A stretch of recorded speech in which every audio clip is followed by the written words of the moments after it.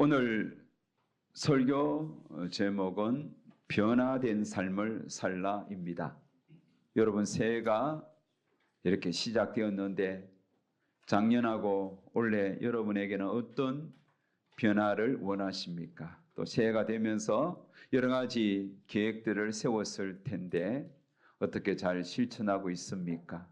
그래서 좀 작년하고는 변화된 삶을 살아가고 있는지요? 저는 올 새해가 시작되면서 제 나름대로 좀 변화를 추구했습니다. 그렇다고 작년에 잘못 살은 것이 아니라 좀 더 잘 살기 위해서 제 나름대로 4가지 변화를 실천하고 있습니다. 첫 번째로는 읽기입니다. 성경은 늘 읽는 대로 읽지만은 책을 좀 많이 읽기로 작정을 했습니다. 그래서 한 주에 한 권 정도는 읽어야 되겠다 생각했습니다. 지금 1월 12일인데 제가 원래 3권을 읽었습니다. 벌써 3권을 읽었는데 이런 속도로 읽으면 최소한 50권 정도는 읽지 않겠나 그런 생각을 합니다. 부지런히 한번 읽어볼 생각입니다. 두 번째로는 쓰기입니다. 매일 새벽 말씀으로 묵상글을 쓰고 또 일주일에 한 번씩 주보에 에세이 글을 쓰는데 좀 더 이렇게 글을 풍성하게 쓰기 위해서 일기 쓰기를 작정했습니다. 일주일에 한 3번 정도는 일기를 써야 되겠다 그렇게 생각하고 일기를 지금 한 8개 정도 제가 썼습니다. 일기를 쓰는 이야기를 우리 하은이한테 했더니 자기도 쓰겠대요. 그래서 지난주에 일기 공유를 했습니다. 저는 4개 주었고 자기는 2개 주었고 그래서 우리가 함께 아빠와 딸이 일기를 공유하면서 서로의 삶을 함께 고민하고 또 살아가는 삶을 서로 지켜보는 것도 참 좋은 모습이었다 그런 생각을 갖습니다. 세 번째로는 운동하기입니다. 지금 저희 집이 아파트 엘리베이터를 교체하면서 한 달째 공사하고 있는데 공교롭게도 저희 집이 12층입니다.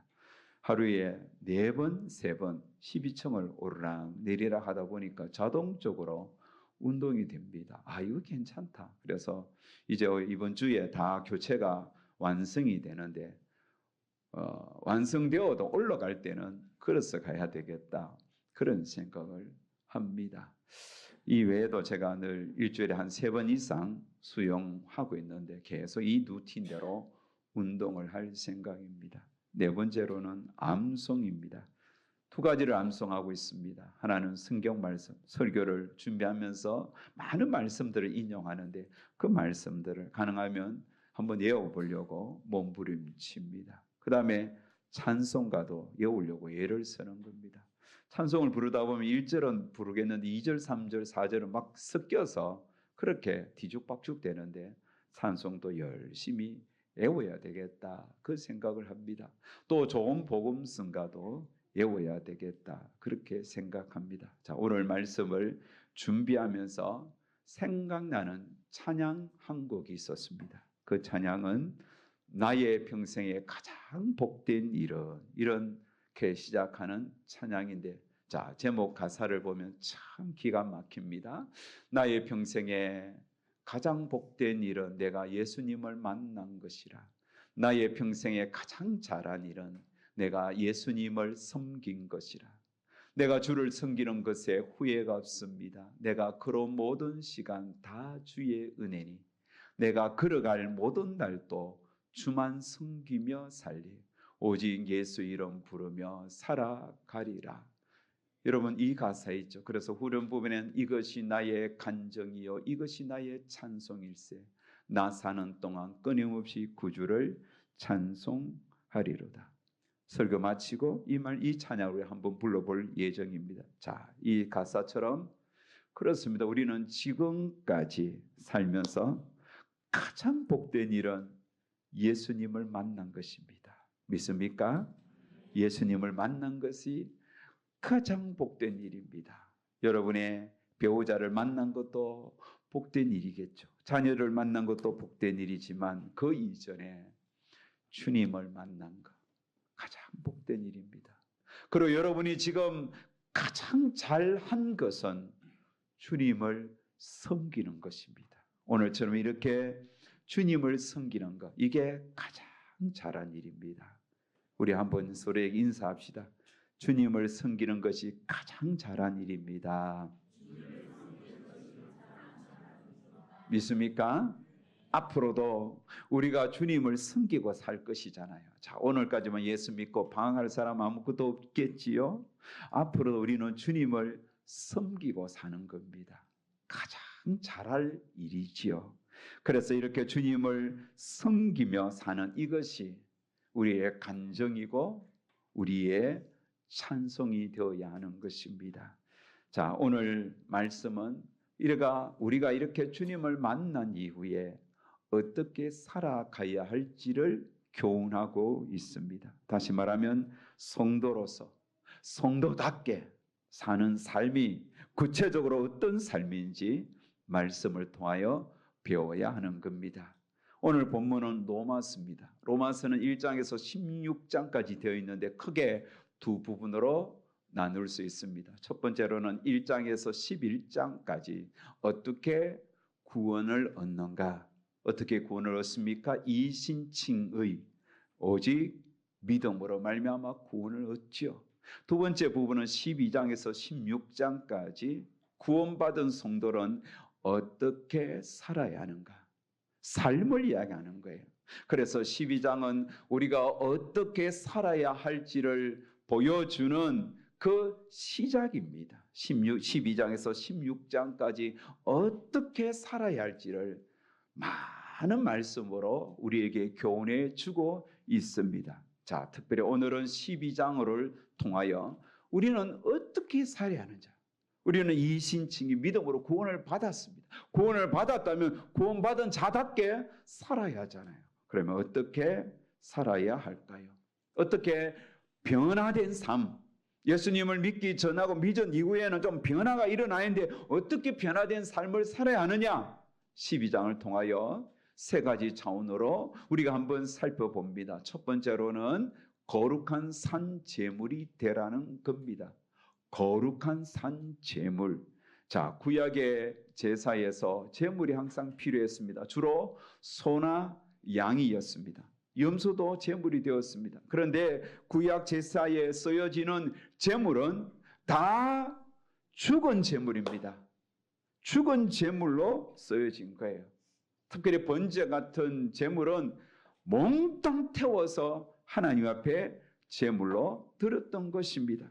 그런데 여기에 여러분 제물로 쓰임 받았던 소나 양이나 염소 같은 이런 이 가축들은 자원하여 제물이 되지 않았습니다. 소가 어느 날 갑자기 와서 자기가 제물이 되겠다고 나무에 올라가서 눕는 게 아니잖아요. 양이 나는 제물 되기로 작정했습니다. 그러면서 한 1년 살고 1년 된 어린 양이 와서 나는 오늘 주 앞에 제물 되겠습니다. 자기를 바치지 않았어요. 제물들은 비자발적입니다. 제사를 드리는 제사인이 가축 중에서 양이나 소 중에 흠없는 그런 제물을 끌고 와서 제물로 드리는 거예요. 그래서 우리는 상상할 수 있습니다. 제물이 끌려올 때에 자원에서 앞에서 투박투박 걸어가는 제물 없었습니다. 안 가려고 그랬을 거예요. 어린 시절에 제가 우리 집에서 소를 키우고 송아지를 낳으면 송아지를 한 10개월이나 1년 정도 키워서 밖에 시장에 우시장에 팔아요. 그러면 아버지가 송아지를 끌고 가는데 잘 안 갈라 그렇죠. 그래서 어미소를 데리고 갔다가 올 때에 어미는 울면서 눈물을 뚝뚝뚝 흘리면서 혼자 오는 거예요. 송아지는 안 떨어지려고 그러겠죠. 여러분, 희생제물은, 구약의 희생제물은 비자발적이에요. 끌려갔습니다. 본능적으로 끌려가지 않으려고 발부둥 쳤을 것입니다. 그래서 구약의 제사는 온전한 제사의 그림자일 뿐입니다. 그렇다면 온전한 제사는 어떤 제사입니까?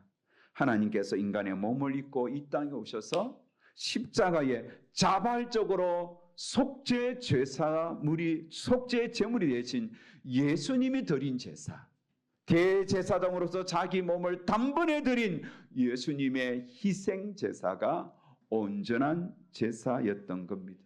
예수님은 억지로 십자가에 달리지 않았습니다. 이 땅에 오신 목적이 인자 온 것은 섬김을 받으려 함이 아니라 섬기려 하고 많은 사람들의 대속물로 자기 자신을 주시기 위하여 자원하여 예수님께서 이 땅에 오셨습니다. 그래서 예수님은 반복이 필요 없는 단번에 드린 제사였습니다. 그래서 히브리서 10장 9절 10절에는 이렇게 말씀하죠. 그 후에 말씀하시기를 보시옵소서. 내가 하나님의 뜻을 행하려 왔나이다 하셨으니 그 첫째 것을 피하시면 둘째 것을 세우라 하시니라. 이 뜻을 따라 예수 그리스도의 몸을 단번에 들이심으로 말미암아 우리가 거룩함을 입었느니라. 온전한 제물 되신 예수님께서 단번에 자신을 십자가에서 속죄 제물로 드리심으로 우리가 거룩함을 입었습니다. 우리는 이제 하나님의 자녀가 되었습니다. 그렇다면 하나님의 자녀된 우리는 변화된 삶을 살아야 되는데 그 변화된 삶은 우리 몸을 주님 앞에 거룩한 산 제물로 드리는 겁니다.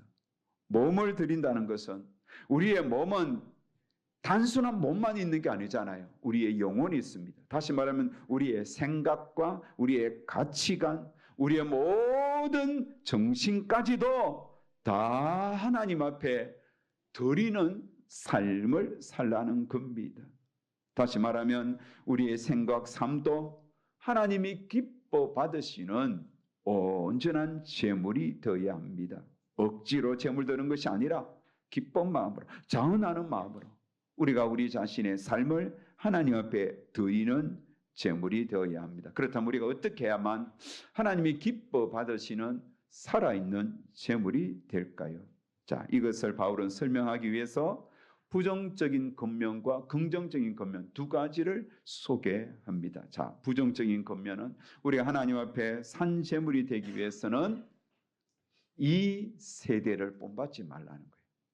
다시 말하면 이 세상을 본받지 말라. 우리가 하나님 앞에 구별된 산 제물이 되기 위해서는, 하나님이 기뻐 받으시는 제물이 되기 위해서는, 우리의 삶이 하나님이 받으시는 제물이 되기 위해서는 이 세대를, 이 세상을 본받지 말라는 거예요. 세상 본받는 것을 금하라는 겁니다.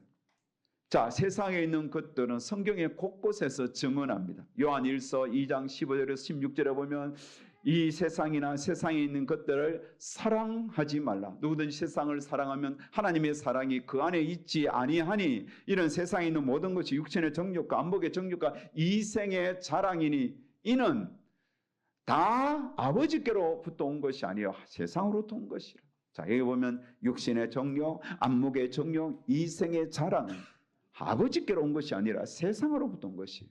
이 세상이나 세상에 있는 것들이 바로 육신의 정욕, 안목의 정욕, 이생의 자랑거리들입니다. 이런 것들을 본받지 말라는 거예요. 정욕적인 삶, 눈으로 보고 취하는 이런 안목의 욕심들, 육신의 몸이 요구하는 대로 욕심을 부리는 이 정욕들, 세상의 자랑거리 얼마나 많습니까? 명예와 권세와 물질 자랑하는 것, 이런 것들을 따라가는 삶을 금하라는 뜻입니다. 어거스틴이 읽고 회심했던 로마서 13장에도 이 세상의 것들이 어떤 것인지 소개하고 있죠. 자, 로마서 13장 13절에 보면 낮에와 같이 단정히 행하고 방탕하거나 술 취하지 말며 음란하거나 호색하지 말며 다투거나 시기하지 말고. 자, 여기 보면 세상에 있는 것들이 분명하게 나오죠. 방탕하는 것, 술 취하는 것, 음란하는 것, 호색하는 것, 다투거나 시기하는 것, 이런 것들이 이 세상의 특징입니다. 여러분, 술 취하지 말아야 됩니다. 술을 좋아하지 말아야 됩니다. 단순히 알코올뿐만 아니라 세상의 모든 문화와 사상, 가치들, 이게 다 세상에 취하는 겁니다. 세상 술입니다. 우리는 성령의 술에 취해야 할 사람이에요. 성령의 열매를 맺어야 할 사람들이에요. 그런데 세상의 것들이 취해서 세상의 사상으로 똘똘 뭉쳐서 찔러도 세상 것만 나오면 안 되는 거예요.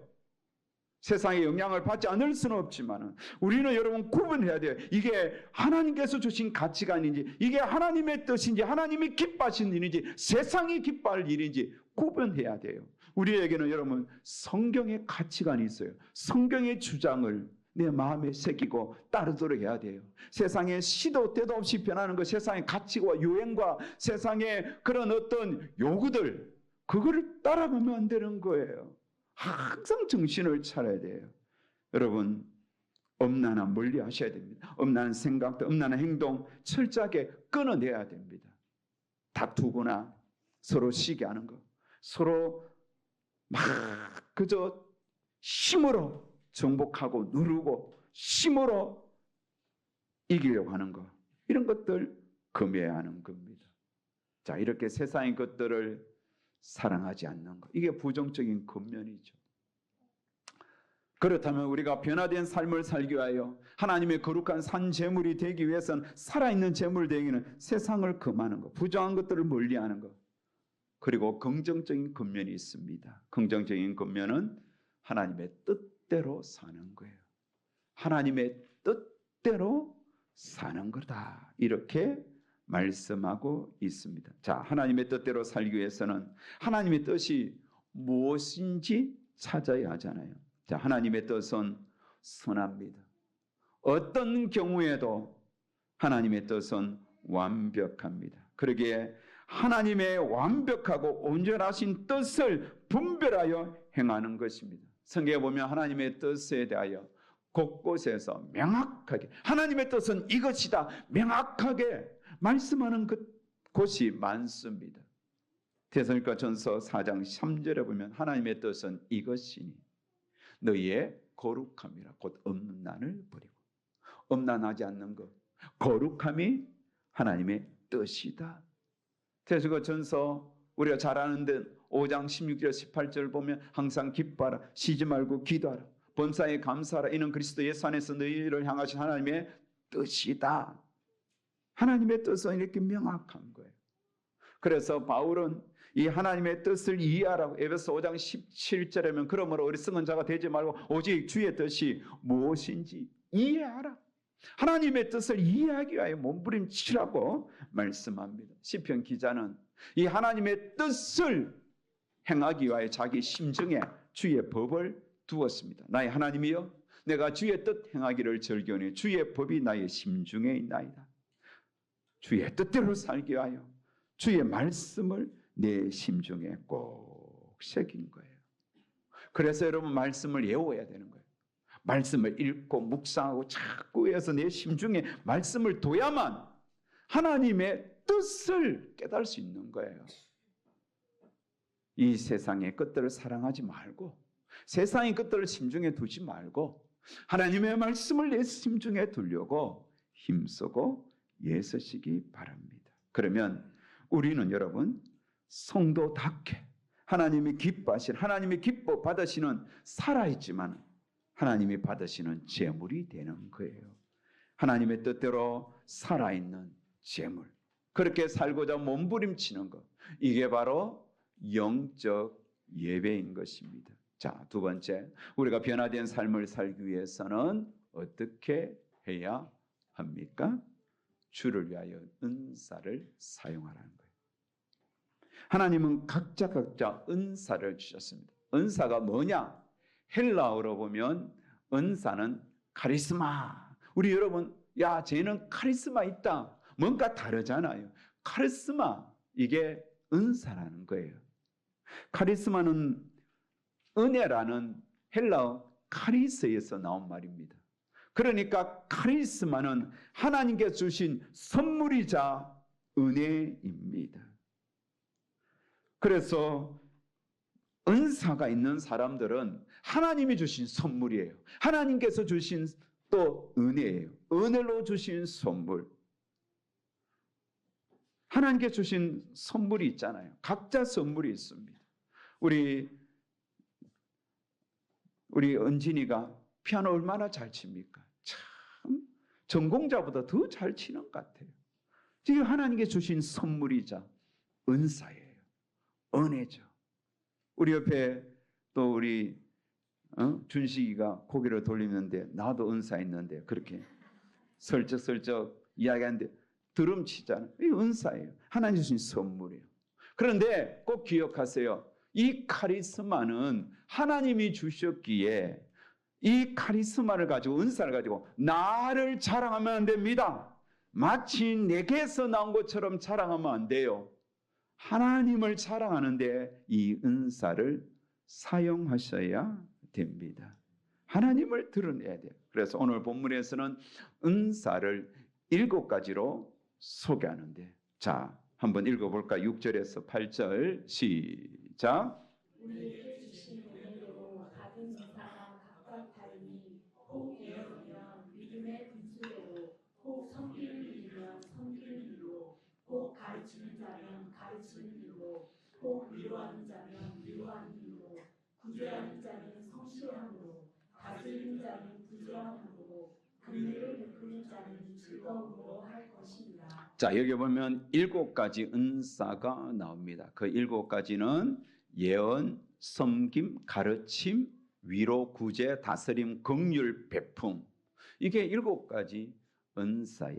자, 여러분 예언이라는 은사를 한번 생각해 봅니다. 예언이라고 해서 점쟁이처럼 앞날을 이렇게 점쳐주는 거, 이게 예언이 아닙니다. 예언이라는 것은 꼭 기억하세요. 이 주어진 하나님의 말씀을 읽고 묵상하고 성경적으로 해석하여 여러분에게 가르쳐주는 거, 선포하는 거, 이게 예언이에요. 그러면 설교가 예언이에요. 그래서 이 예언의 은사는 저와 같은 목회자들에게 하나님께서 주신 은사입니다. 저는 저에게 이 은사를 주신 게 얼마나 감사한지. 여러분, 매주 설교, 주일 설교, 이게 처음부터 끝까지 제가 다 일일이 묵상하고 또 고민하고 기도하면서 다 설교문을 100% 제가 완성하잖아요. 이것을 만들어서 또 읽고 묵상하고 여러분에게 전하는 거예요. 또 이 설교를 만들기 위하여 계속 글쓰기도 연습하고 문장도 짧게 쓰고, 그래서 여러분이 듣기에 이게 무슨 설교인가 아리까리 그렇게 하지 않도록, 들으면 이해할 수 있을 정도로 그렇게 설교하려고 몸부림치는 거예요. 하나님께서 주신 제 은사를 사용하는 것입니다. 저 두 번째, 아까 어떤 은사가 있었습니까? 섬김의 은사가 있습니다. 섬김은 헬라어로 디아코노스, 집사라는 뜻입니다. 종이라는 뜻입니다. 그래서 여러분, 집사님들 섬기는 은사입니다. 집사 직분 받아놓고 아무것도 안 섬기면 안 됩니다. 뭐라도 해야 돼요. 휴지라도 줍든지 주부라도 줍든지 성경이라도 모아서 하는지. 여러분, 안수 집사님들, 시모 권사님들, 장로님들 다 디아코노스, 은사를, 섬김의 은사를 받았던 겁니다. 영어로는 서빙입니다. 서빙. 여러분, 식당 하면 서빙하는 분들이 있죠. 버튼만 딱 누르면 딱 불렀습니까? 무엇을 드릴까요? 반찬 좀 갖고 오세요. 알겠습니다. 착착 갖다 주는, 이게 집사님들이 해야 할 일, 장로님들이 해야 할 일이에요. 그런데 교회 주변에 문제 있는 교회들이 들어보면, 주변에 좀 시끄러운 교회들 보면 이 장로님들, 집사님들이 섬기려고 하는 게 아니에요. 이게 주인이 되어서 군림하려고 하는 거예요. 장로가 목사님을 지배하려고 그러고, 집사들이 성도들을 지배하려고 그러고, 그러니까 교회가 문제가 생기는 거야. 여러분, 우리 교회 직분자들은 절대로 군림하려고 생각하지 마세요. 군림하면 안 됩니다. 서빙하는 거예요. 섬기는 거예요. 이게 하나님께서 주신 은사인 겁니다. 교회 안에 다양하게 섬기는 분들이 있습니다. 안내하시는 분들, 차량 안내. 오늘 또 잘했는지 모르겠는데 우리 원준이하고 또 은성이 열심히 또 차량 안내했겠죠. 차량 안내한다고 막 목에 힘주고 집사님 차 똑바로 대라고 막 갑질하면 안 됩니다. 아이고, 이쪽으로 오십시오, 저쪽으로 오십시오. 섬겨야 되는 거예요. 주방 봉사, 차량 봉사 다 마찬가지예요. 찬양도 마찬가지예요. 자, 그다음에 여러분 가르치는 은사입니다. 하나님의 말씀을 명확하게 가르쳐 주는 거예요. 교사들이 받은 은사죠. 또 우리 성가대의 지휘자, 또 우리 부모님들 자녀들에게 정확하게 하나님의 뜻을 가르쳐 주는 은사를 주신 겁니다. 가르치는 은사를 받은 사람은 온유함과 겸손함으로 감당해야 되겠습니다. 위로도 여러분 은사입니다. 위로를 잘하는 분이 있죠. 또 단순히 막 품어주는 것만 하는 것이 아니라 위로해 주되 하나님의 뜻을 알아갈 수 있도록 위로의 은사를 써야 되겠습니다. 구제의 은사 있습니다. 어려운 사람 보면 도무지 지나가지 못하는 분들이 있죠. 자기도 없으면서 있는 거 없는 거 다 내어주는 특별히 구제 은사를 가진 분들이 있습니다. 어려운 사람 보면 불쌍한 마음이 큰 분들이 있죠. 긍휼의 은사와 동시에 가진 분들입니다. 자, 이런 어려움에 빠진 자들을 도와주는 구제, 이것도 하나님께서 주신 은사예요. 우리 교회 그런 분들이 있잖아요. 구제의 은사 가지신 분들 특별히 구제의 은사 잘 활용하십시오. 하나님이 크게 기뻐하시고 구제할 수 있도록 하나님께서 늘 물질을 주시는 겁니다. 다스리는 은사는 리더십입니다. 하나님께서 맡기신 사명을 잘 감당하도록 리더십을 주신 겁니다. 부지런하게 이 일들은 감당해야 됩니다. 게으르지 말아야 됩니다. 그리고 긍휼 은사가 있죠. 긍휼을 베푸는 은사, 특별히 아픈 분들, 가난한 분들 보면 긍휼한 마음을 가지고 도와주시면서 구제하시는 분들이 있습니다. 그래서 구제의 은사나 긍휼의 은사는 같이 오는 것입니다. 자, 이렇게 하나님께서는 다양한 은사를 주셨습니다. 여러분, 그 은사를 가지고 주를 위하여 사용하십시오. 주님의 영광이 되도록 노력하십시오. 주님의 영광을 위하여 사용하시길 바랍니다. 그러면 변화가 일어나는 거예요. 내 인생이 바뀌어지는 거예요. 주님께 영광이 되는 겁니다. 세 번째, 우리는 어떻게 변화된 삶을 살아야 되겠습니까? 모든 이들을 사랑하라는 겁니다. 사랑은 모든 인류가 갈망하는 것입니다. 세상은 사랑에 굶주려 있습니다. 사랑을 누구보다도 잘 실천할 수 있는 자들이 우리 성도들입니다. 그래서 사랑을 많이 베푸는 사람들 보면 대부분 기독교인들이 많습니다. 복지기관에서 일하는 분들 대부분 기독교인들입니다. 한국의 복지사에 가시는 분들, 또 이렇게 밥 퍼주는 분들, 노숙자 사회 가시는 분들 보면 다 교회와 크리스찬들이 많습니다. 성도는 누구보다도 사랑에 빚진 자들입니다. 성도는 하나님의 큰 사랑을 받았습니다. 우리가 이렇게 하나님의 큰 사랑을 받았기 때문에 우리의 삶은 사랑하는 삶이 되어야 됩니다. 예수님께서도 말씀했습니다. 사랑의 빚 외에는 아무에게든지 아무 빚도 지지 말라고 이야기했잖아요. 로마서 13장 8절에 피차 사랑의 빚 외에는 아무에게든지 아무 빚도 지지 말라. 남을 사랑하는 자는 율법을 다 이루었느니라. 우리끼리만 사랑하는 것이 아니라 우리끼리 외에 세상에 있는 사람들도 우리가 사랑해야 돼요. 성도들도 서로 사랑해주고 세상 밖에 있는 사람들, 교회 밖에 있는 그 세상 사람들도 사랑해야 되는 겁니다. 그래서 성도는 사랑하는 거예요. 오늘 본문에도 9절 10절 말씀 우리 한번 읽을까요? 시작. 사랑에는 거짓이 없나니 악을 미워하고 선에 속하라. 형제를 사랑하여 서로 우애하고 존경하기를 서로 먼저 하며, 서로 형제를 사랑하여 서로 우애하고 존경하기를 먼저 하라고 했잖아요. 13절에도 성도들의 쓸 것을 공급하며 손 대접하기를 힘쓰라. 사랑하라는 거예요. 사랑은 베푸는 것입니다. 그리고 20절 말씀, 내 원수가 줄이거든 먹이고 목마르거든 마시게 하라. 그리하므로 내가 숯불을 그 머리에 쌓아 놓으리. 숯불을 머리에 쌓는 게 이게 무슨 사랑과 연관이 있나 이렇게 생각할 수 있겠지만 옛날에는 불씨가 귀했습니다. 제가 어릴 때 기억납니다. 항상 그 아궁이에 불씨를 이렇게 재로 덮어놓는 거예요. 항상 불을 이렇게 보관하는 걸 보았습니다. 옛날에도 여러분 불씨가 계셨어요. 요즘처럼 라이터나 성령 있는 때가 아니잖아요. 그래서 불씨를 계속 집안에 끄트리지 않고 이렇게 보관하는 거예요. 그런데 가끔씩 불씨를 끄트린 분이 있습니다. 그러면 불씨를 구하러 오겠죠. 특히 내가 가장 미워하는 원수가 불씨를 구하러 왔습니다. 저희 집에 불이 다 떨어졌습니다. 불씨가 없는데 불씨 달라고 하면 원수라고 미워하지 말고 사랑하는 마음으로 불씨를 주라는 거예요. 그래서 아궁이에 불씨를 꺼시면 돼요. 숯불 그것을 담아서 주면 그 불씨를 머리에 입고 집으로 갈 거 아닙니까? 불씨를 머리에 입고 가는 거예요. 이건 여러분 사랑받은 거예요. 아무리 원수랄지라도 생존이잖아요. 불씨를 구하면 불씨를 주는. 그래서 숯불을 머리에 이고 쌓고 가는 것입니다.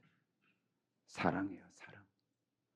원수라도 불씨를 주라는 겁니다. 사랑하는 여러분, 성도는 구별된 사람입니다. 세상 사람들과 구별된 사람이 우리 성도들입니다. 그러니까 성도답게 살려고 애써야 합니다. 빛과 소금으로 살아야 됩니다. 성도답게 변화된 삶을 살아야 돼요. 예수 믿은 지가 지금 몇 년인데 그때나 지금이나 똑같으면 안 되겠습니다. 우리 청년들, 예수 믿기 시작하신 분들, 이렇게 예수 믿으면서 시간이 흐르면서 얼굴 표정이 달라져요. 그리고 살아가는 삶의 방식이 달라져요. 말이 달라져요. 이렇게 조금씩 변화되어 가는 모습을 볼 때 참 보람 있고 기뻐요. 저 뒤에 앉은 우리 기범 청년 처음에 왔을 때 이상했어요.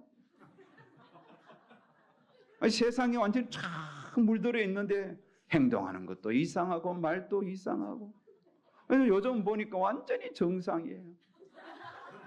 우리 교회 오시는 분 전부 저분 부목사인 줄 알고 또 어떤 사람은 담임 목사인 줄 알고 많이 바뀐 거예요. 생각이 달라지고 표정이 달라지고 인상이 달라지고 말이 달라지고 바뀌는 거예요. 변화가 일어나는 거예요. 성도는 이렇게 변화가 일어나는 것입니다. 사랑하는 여러분, 우리가 성도로 이 세상을 살아갑니다. 변화가 되어야 되겠죠. 조금씩 변하면서 우리는 성화되어 가는 거예요. 그래서 전도는 말로만 하는 게 아니에요. 변화된 우리의 모습을 통하여 예수 믿더니 달라졌구나. 예수 믿더니 달라졌구나.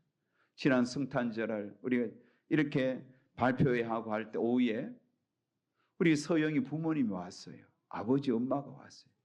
그러면서 그 부모님이 자기 딸이 교회 가더니 많이 밝아졌다는 거예요. 좋다는 거예요.